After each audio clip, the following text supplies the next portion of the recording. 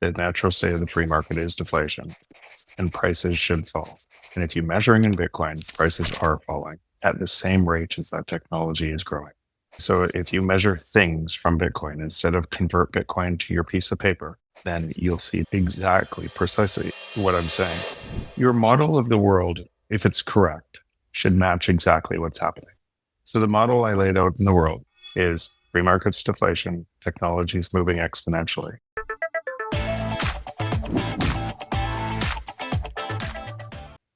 Hey, so the impetus for this discussion kind of percolated out of you and I just having a candid conversation on where I wanted to go with the show and what I'm trying to do. And what we quickly realized is that a discussion between the two of us might be warranted to kind of bridge in where I plan on going with all of this. So I appreciate you making time and just, I mean, you're obviously a good friend, but I also look at you as a mentor as well, Jeff. So thank you for coming on and having this conversation with me. No problem. Do you want to drop the bomb right away, or do you want to? I think we should. I think, like, hey, why are we doing this? What is this all about? So I guess I'll start off and, obviously chime in where you feel it's pertinent, but I really want to cover more things on the show. Like I cover Bitcoin every single week, and as an engineer and as somebody who's just deeply curious in general, I'm looking at everything that's what I think is going to play out in the coming 10 years. And I think that this coming decade is going to be completely nuts. I think there's going to be so much change. And I kind of want to cover a lot of this, and I want to cover it from different angles. And first and foremost, your thesis, Jeff, of the price of tomorrow was a massive change in shift in how I think about everything. This idea of deflation in technology is something that just changed how I was looking at economics, how I was looking at Bitcoin. I was already a Bitcoiner, but it just entrenched everything that I thought I knew in a much deeper way, because I wasn't looking at technology as a thing that was compounding with time in the opposite direction of what the fiat was compounding in the other direction. And when you kind of combine those things together, it was just like my mind exploded. And so this is what I'm trying to say in a lot of words, I guess. I want to start covering robotics. I want to start covering AI. I want to start covering nuclear and the whole gambit of all of these technologies that seem to be each their own vector, kind of all pointing to this idea of a monetary revolution. I think that they all intersect and they all interrelated, and I want to start covering all of that. So go ahead, Jeff. Tell the audience what you told me when we were talking on the phone. Well, I just thought it made perfect sense. I've known you now for quite a while, but I've always known you to be super curious about where the world's going and actually not afraid to change your mind on something if new information makes sense. And that's a massive strength. It's actually, I think it's why your podcast is so successful, because that's what you've done and people have followed your journey the entire time. And so now take what you know, and you've chased Bitcoin to the ground, every hole, every spot. You're not saying you're giving up on Bitcoin. You're just saying this is a base layer for society. I've chased it to the ground. It is Bitcoin. It reinforces that the free market is deflation, and we've never lived in one. If Bitcoin stays decentralized and secure, it is inevitable that we are living in one. Let's explore the other technologies that are allowing that to accelerate. And so exploring some of those other technologies, and when we say technologies, when I hear you describe that, they're not other things. They're us inventing new things to be able to solve problems. It's our ideas that are the basis of technology. And that's what, now we have a base layer that allows all of that abundance to flow to all of us, where the free market is massively competitive. Everyone has to compete to provide value to you. And if you're holding Bitcoin, if you're part of the Bitcoin ecosystem, all of that abundance is flowing to you. So you're looking at all of that. If you're part of the fiat system, all of that abundance is being extracted from you and centralized against you. And so you already understand Bitcoin and you understand it to the sand. So I'm sure you're going to weave it in from time to time, because it's important that people understand that phenomenon. That's what's happening. But I love that you're going to go and explore your mind, your curiosity to explore some of these other topics. I'm still going to cover Bitcoin. It might not be every week, but I'm still going to bring on guests and talk about Bitcoin and whatever new is developing. But I guess from my vantage point, I'm looking at other nation states that are adopting it. I'm looking at the number of corporations that are adopting it. I'm looking at it from just a pure technical standpoint, which we've covered ad nauseum on the show. And I'm saying, I just don't see what's going to supplant it or what's going to outpace it long term.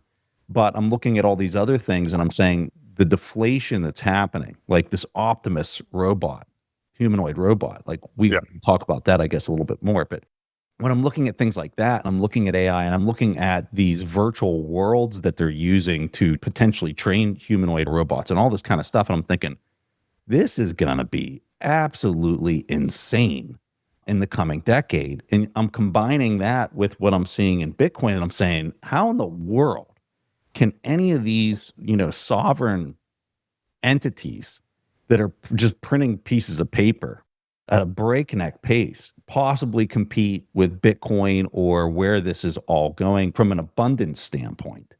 And I just think the story is so much bigger, like so much bigger. I want to cover each one of these topics, but I also want to cover how they get stitched together and how they're all kind of interrelated from a much bigger picture to kind of maybe understand where we think a lot of this is going. So, yeah. So we'll just have a conversation, pull on these threads. And these threads are important to pull on because most Bitcoiners still today are not understanding that the natural state of the free market is deflation and prices should fall. And if you're measuring in Bitcoin, prices are falling at the same rate as that technology is growing. Right. So if you measure things from Bitcoin instead of convert Bitcoin to your piece of paper, then you'll see exactly, precisely what I'm saying. Your model of the world should match, if it's correct, should match exactly what's happening. So the model I laid out in the world, and as a Bitcoiner, is free markets deflation, technology is going to accelerate. It's not accelerating, it's moving exponentially.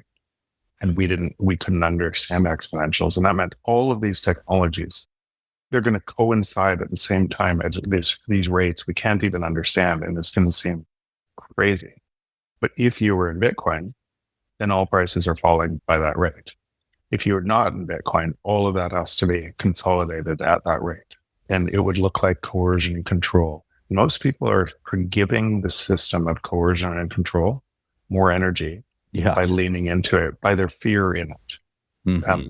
Because they're not pricing in Bitcoin, they're not spending in Bitcoin, they're using a derivative instrument of Bitcoin, thinking price is going up. That system is still inflationary. That system has to still be inflationary. And it's the opposite of what I'm saying. It's the opposite of the free market and prices go down, meaning we've never lived in a global free market. Nobody has a basis to understand that, and it takes lots of time to understand what's happening. At the same time, all of these technologies are moving exponentially, creating chaos in our brain from our previous models. Mm-hmm. But let's use some examples of if that model of reality was correct, right? And in my mind, it certainly is, because it's explaining everything, not one thing, everything. What would it feel like? And let's use some examples of why it would gain more fear in the minds of most of the population. Let's use some simple examples first. I'm going to lose my job. Prices are going up. I'm going to lose my job to AI. What do? I turn to the government. I'm spending in the fiat dollar and save me. What does the government do? I'll save you because I'll get votes, right? Or how do I save you? I print more money, destroying you, and make it worse for you. That accelerates at the same pace as technology is moving the other way. It's how centralizes faster. What do laws look like in that system? They get changed and all your freedoms go away from that centralization because they have to, and you're voting for them. What does technology look like over you? It looks like a control system owned by three or four or two giant monopolies of AI companies that all of your information is going through and you're feeding it, making it stronger, where they could turn you off at any moment, not just money, but everything, or potentially worse, because you're feeding it in that system. Your mind is being warped to what that system wants you to believe. But you have no idea because you're inside that system through fear, making it stronger with how do I survive? That would happen. What would happen as it got worse and worse and worse? And I'm going down the fear track at first because that's majority of the population is living in that fear without realizing they're living in that fear. What they are saying is it's someone else. It's not me. Right? Somebody else is responsible for my happiness, and they're stuck in that fear. So as more and more coercion and control, and as the free market gives us tools to essentially create our own AIs, bioengineering, what will people do that want to burn it all down? With the same technology that could free all of us, they will use those technologies to create massive problems for the world because they're so stuck. And what will the system do in reaction? Try to stop it. How will it stop it? It will drive more printing of money, more coercion, more control. What will most people in the system do? Yes, stop them. What will those people do? Because they're so hurt from that, they will want to burn it all down. It'll divide society and it'll get worse and worse. And I know that's a really dystopian view. Why I use that as an example? Because these technologies are inevitable anyways. They're coming no matter what. And they're all coming no matter what. When you think robot or robot dogs or your fear is what that will look like, you're seeing a tiny, tiny fraction of what will happen. There'll be nano robots. There'll be every robot of different uses, not just in our likeness, but purpose-built robots to be able to do all of this. There'll be swarms of robots. We see that already in drones today. It'll be everywhere. And AI will be a driver of all those things. This is coming no matter what. The free market demands that all of the prices, the abundance from that flows to you.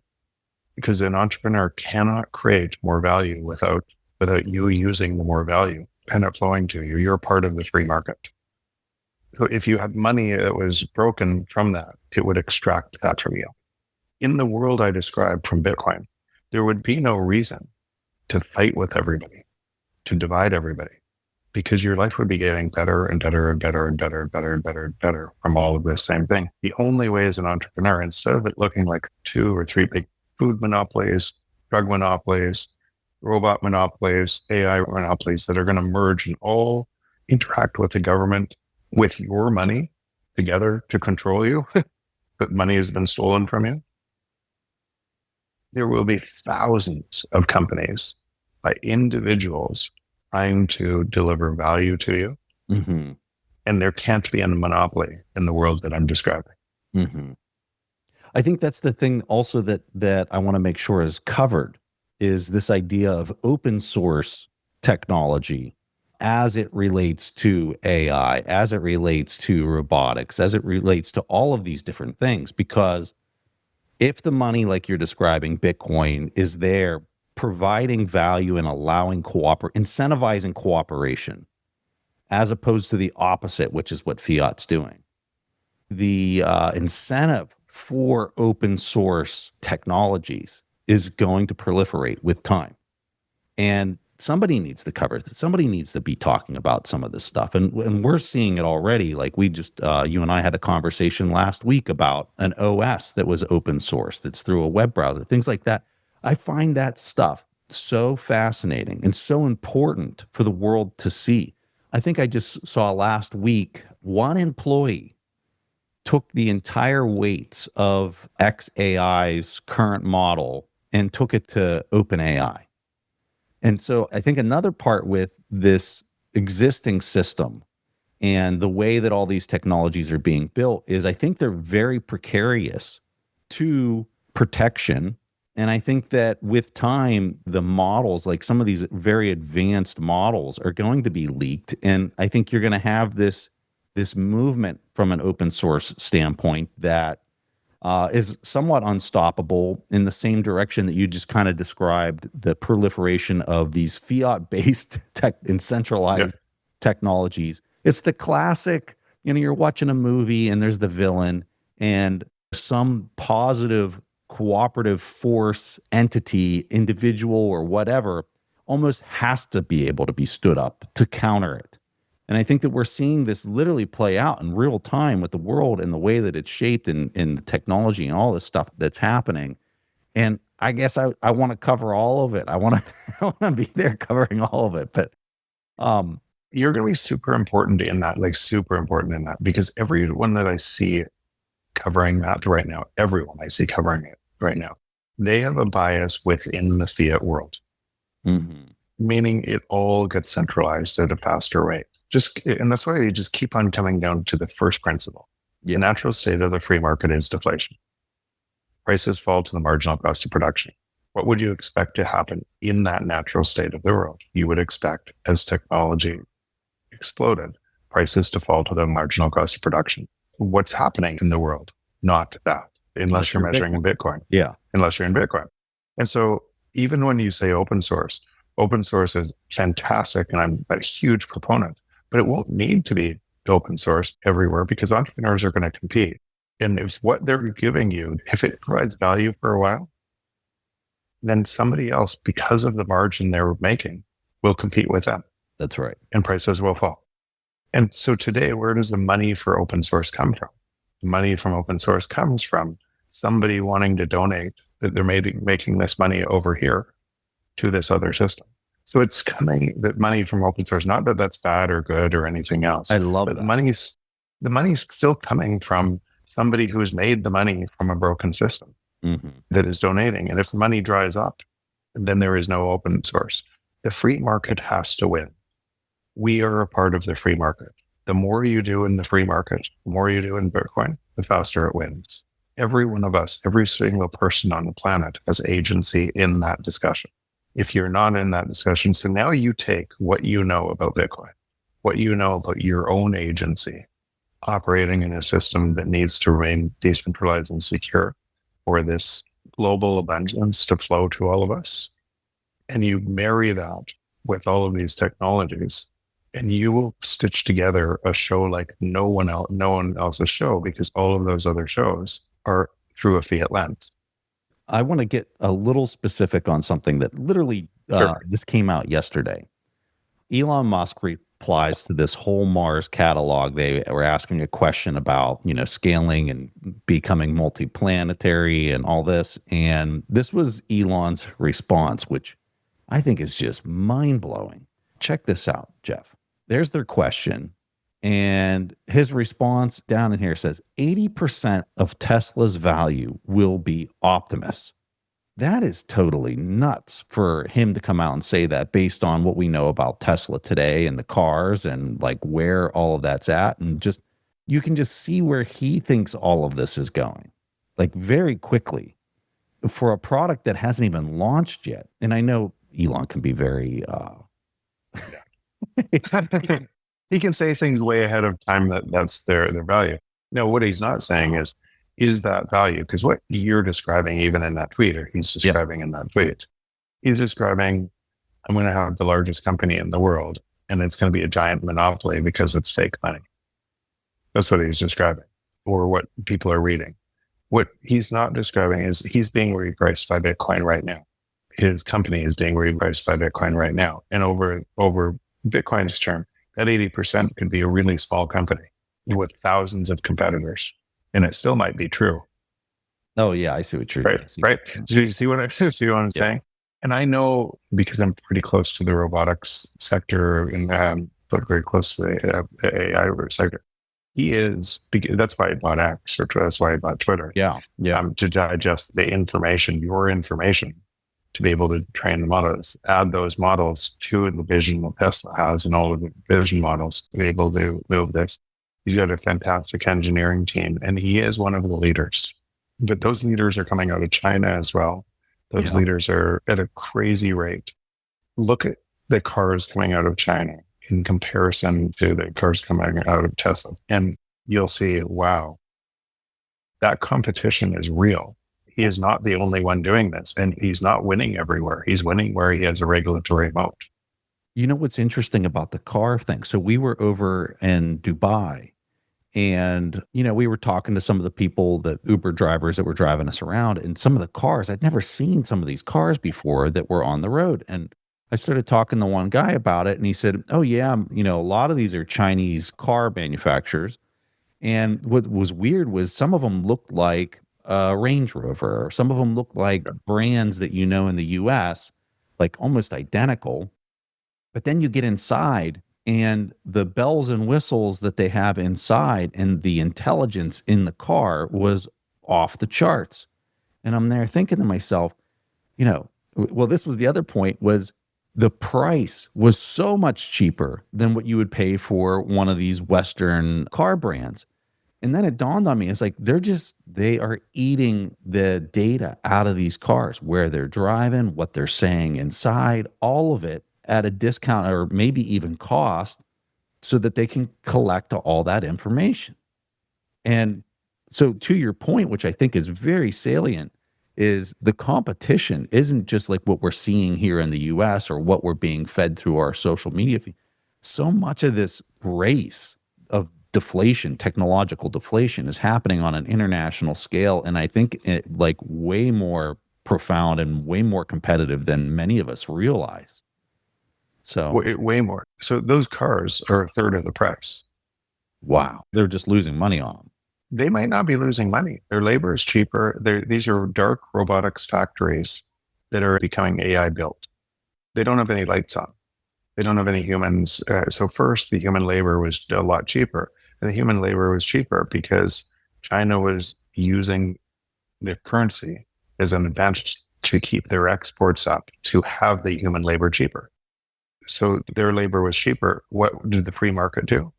All of the US companies that were trying to compete for your dollars funneled all their production to China because the labor was cheaper.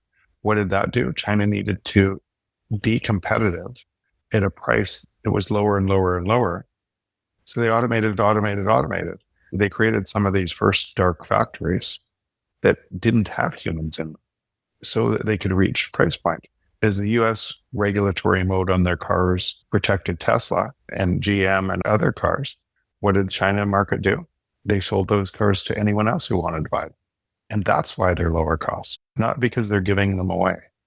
For people that are looking at the video, I have the Optimus robot pulled up here and just showing like all the different tasks that it's being trained on and like what this impact might be kind of moving forward. When you look at stuff like this, Jeff, this is your thesis from 5-6 years ago when you wrote the book. What kind of world is this going to be? And from what I read, this is going to be in households, call it 3 years from now. You're going to be able to have something like this in your house, maybe 4.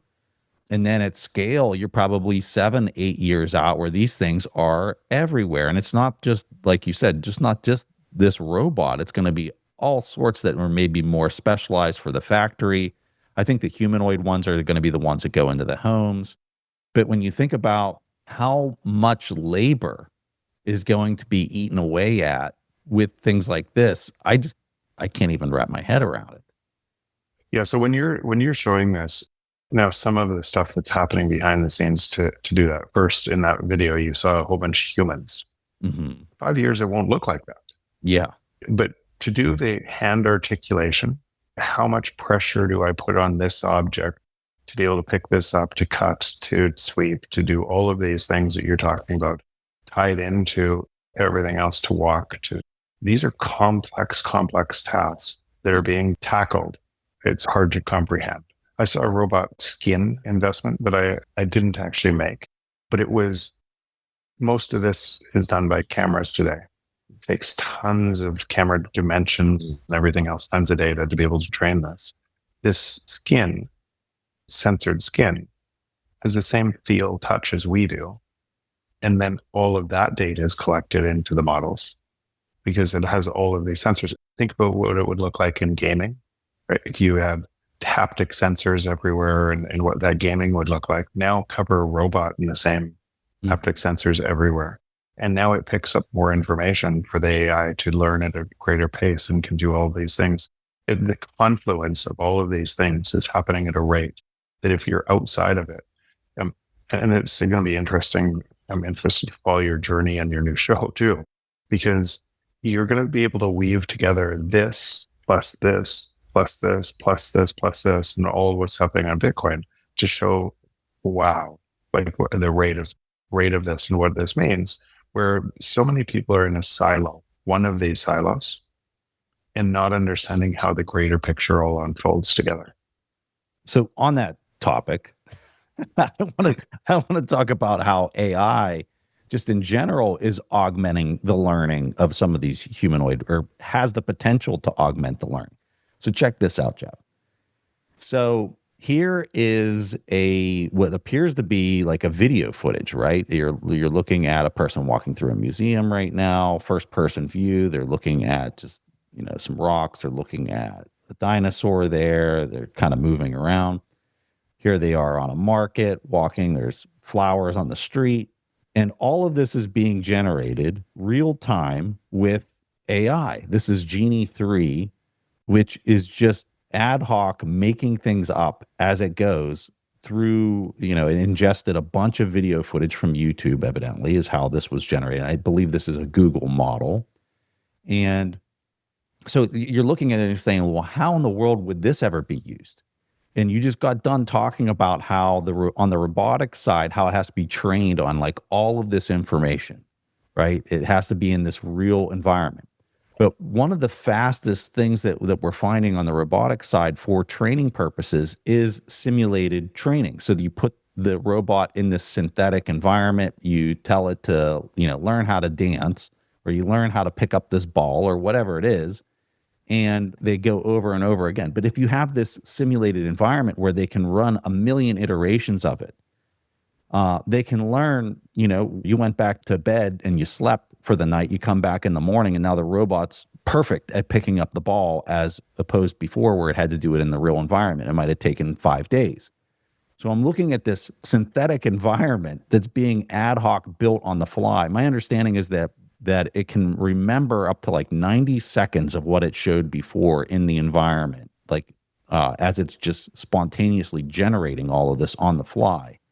And it's almost like we're building a dream environment for robots to learn. And I'm just looking at this stuff and it's blowing my mind. Like, what in the world? Like the speed, I think that's the thing, is the speed at which this is all taking place is beyond words. It's beyond comprehension.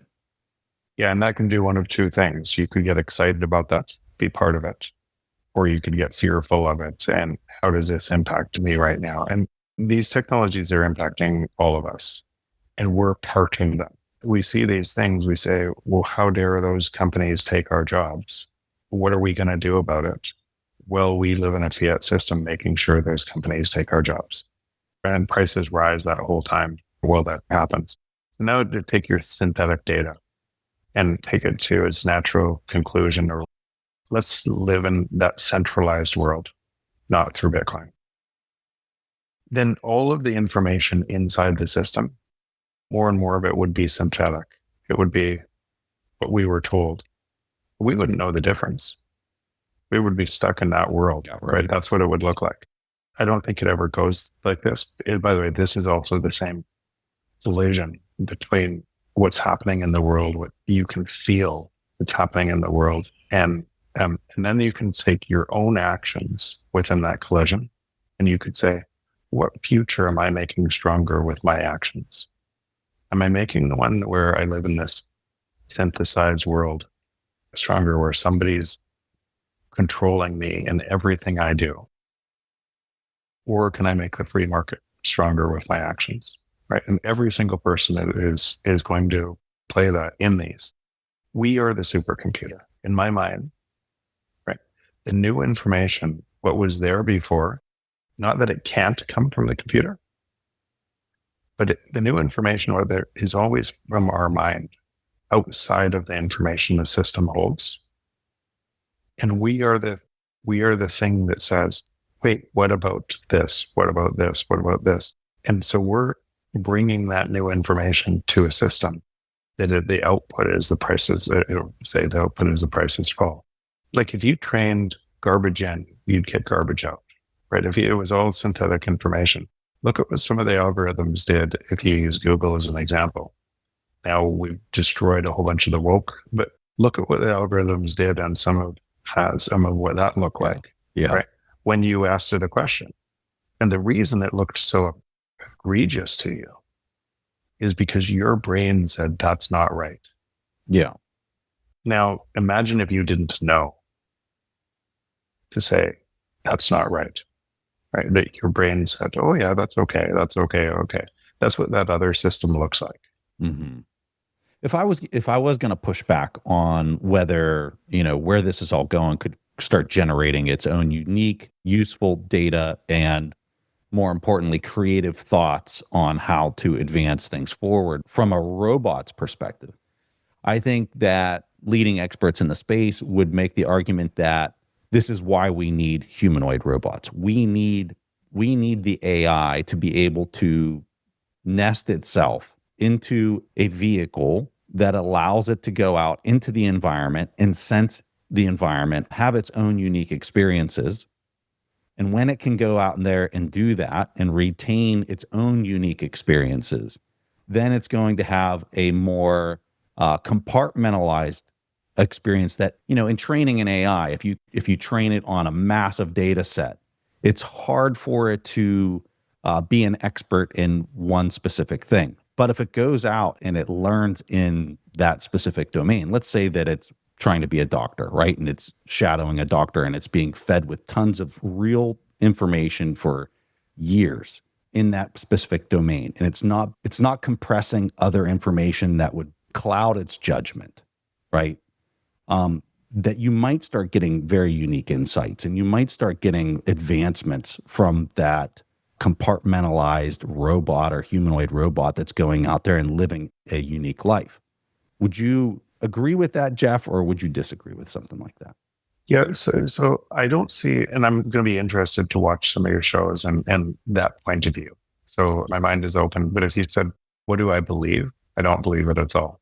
I believe what you're hearing is through centralized AI companies telling you what they want you to hear to be able to drive a centralized structure. And they're not doing it on purpose. They're doing it to try to compete in the free market, and they're getting bigger and bigger to extract most of the gains from that in 3 or 4 companies and all their employees in that. So they're just trying to compete, provide, I'm going to win the robot race. But all these models, all the models that most people are using are these centralized models, right? So what would change that? Now, you and I have also seen what's changing that too. We're able to watch all of this, or I'm able to watch, you're able to watch all of this unfold is based on Bitcoin and based on Noster and other things. You're seeing people take these models, compress them, have an agent that's on a pub key that is the division of labor narrowly defined, but the agent doesn't have to be coerced by other centralized models. It can't be. It's an agent that's very narrow. Now you string together a whole bunch of these agents and they build up your brain of a robot. That would look very different because it couldn't be controlled. It couldn't be controlled by this. It would get better and better and better. And those just like you and I are 2 different fractals of value creating people that have very different strengths and weaknesses that we add to the world. With all 8 other billion people adding their strengths and weaknesses to the world is how the world. If you had this looking like this and these individual strengths and a coalescing that couldn't be controlled, then I see a very different path. So that's the path. That's the path I think it's going to happen. We're very early on that path. And that path isn't guaranteed because there's so much control from the centralized AI, and that bigger game in the centralized AI is a government game too, because you have a geopolitical game between US, Russia, China, India wanting to control AI when it's virtually going to be impossible to control AI Like in that world, you would have a couple companies controlling AI on each side, and all the war games underneath it, what you're thinking in that fight for control would be really confusing.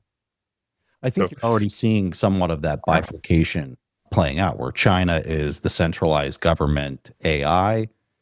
I would like to think that in the US it's open and that the government's not nearly as involved as China, but I think the government is involved. It's not. It's just like you believe. The natural belief you have is China is selling those cars at a loss because those people are bad, right? It's just a belief that you have in your own system of control. So remember, DeepSeek came out of China. Mm-hmm. It was open source and blew the open source. And so there's tons of these models coming out of China. Why? Because they can download the same information. They can reverse engineer these models, compress them, put them out as open source, and send a shockwave through a rest of a control structure that is doing something different. Now, what about the very front edge of these models? What does that look like? The stuff that we can't see yet. Bitcoin mining has a reputation for being impersonal, risky, and full of hidden fees. But one company is flipping that script, and it's Abundant Mines. Abundant Mines was founded by Bo and Christine Marie Turner, two Bitcoiners who lost over $500,000 to mining providers that overpromised and underdelivered. Instead of walking away, they built the company they wish had existed when they first started mining. With Abundant Mines, clients actually own their machines. And in Oregon, they come with no sales tax. There's one flat monthly fee for hosting, no surprise repair invoices, and if a rig ever goes down, their system redirects hash power so your earnings don't miss a beat. But what really stands out is how personal the experience is. Every client gets direct support, ongoing education, and guidance from a real human being who lives and breathes this mission, so you never have to be left guessing. In addition, through 100% bonus depreciation, mining can offer major tax advantages that you don't get by just buying Bitcoin. Their clients describe it like acquiring Bitcoin for half price when factoring in the returns and the write-offs. They've put together a thoughtful gift just for listeners of this show that could potentially save you thousands of dollars. There's no pressure, just something to help you think through if mining is actually right for you. So if this is something you're curious about and you want to learn more, you can check it out at abundantmines.com/Preston. That's abundantmines.com/Preston. Yeah. Mind-blowing stuff. I can't even imagine where this is going. Let's talk about demographics really fast. So you see all of these declining populations in developed nations, and it only adds more fuel to the fire of everything we're talking about. Help people understand why, first of all, and then I guess some of your thoughts on that trend and why you see that being important, whether you see that trend changing, and just your overall thoughts in general on demographics. I'm not a demographics expert at all, but let's say you see a general move all over the world is when standard of living rises, people have less children. So what would that mean? We want our genes to survive and thrive. And when there's infant mortality, when there's high infant mortality, we have more children to make sure that happens. That's probably the biological reason and then as standard of living rises, we have less children. Now you add to that, most people are delaying having children because they don't think they can afford children. And you get a massive decline because people are waiting and waiting and waiting, or saying, I don't need to have this. I'm just going to, we're so stuck in their fear of what their kids are going to grow up in the future world that they're scared to have children.